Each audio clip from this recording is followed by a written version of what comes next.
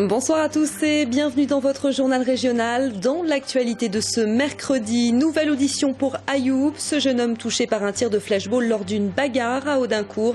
La police des polices souhaite faire toute la lumière sur les circonstances et les responsabilités dans cette affaire.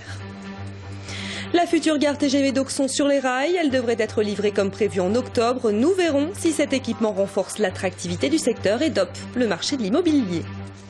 Et puis nous prendrons un peu de hauteur avec cette belle initiative de l'aéroclub de Frotter-les-Vesoul en Haute-Saône. Il propose des baptêmes de l'air à des enfants handicapés. Mais d'abord, cette énorme avancée médicale au CHU de Besançon. Pour la première fois, un patient a été opéré aujourd'hui dans une salle quasiment unique en son genre. Un bloc où différents modes opératoires et technologies de pointe sont regroupés. De quoi permettre de réaliser des interventions lourdes beaucoup plus rapidement et de traiter des pathologies cardiaques chez des personnes très âgées. Albert Ziri, Laurent Brocard. Ceci est une prothèse. Elle va venir remplacer une valve aortique déficiente dans le cœur de ce patient, âgé de 87 ans. Une opération rendue possible grâce aux évolutions technologiques. L'avancée technique majeure de cette approche, c'est la miniaturisation du matériel qui permet d'implanter des prothèses aortiques de l'ordre de 3 cm de diamètre à travers un axe vasculaire qui fait pas plus que 8 mm de diamètre.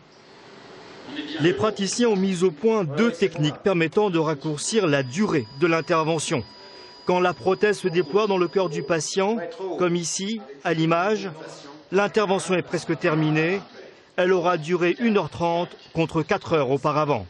Si l'abord est fait par voie fémorale, qui est la moins invasive des 2 abords, à ce moment-là, le patient rentre chez lui au 3e voire 4e jour post-opératoire. Avec une voie apicale comme nous avons fait aujourd'hui, il rentre à domicile au bout du 5e ou 6e jour post-opératoire contre 7 à 8 jours simplement. En termes de durée, il n'y a que 2 jours de différence. Mais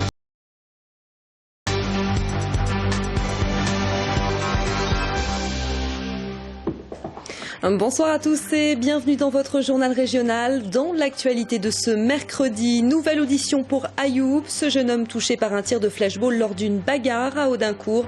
La police des polices souhaite faire toute la lumière sur les circonstances et les responsabilités dans cette affaire. La future gare TGV d'Auxon sur les rails, elle devrait être livrée comme prévu en octobre. Nous verrons si cet équipement renforce l'attractivité du secteur et dope le marché de l'immobilier. Et puis nous prendrons un peu de hauteur avec cette belle initiative de l'aéroclub de Frotter-les-Vesoul en Haute-Saône. Il propose des baptêmes de l'air à des enfants handicapés. Mais d'abord, cette énorme avancée médicale au CHU de Besançon. Pour la première fois, un patient a été opéré aujourd'hui dans une salle quasiment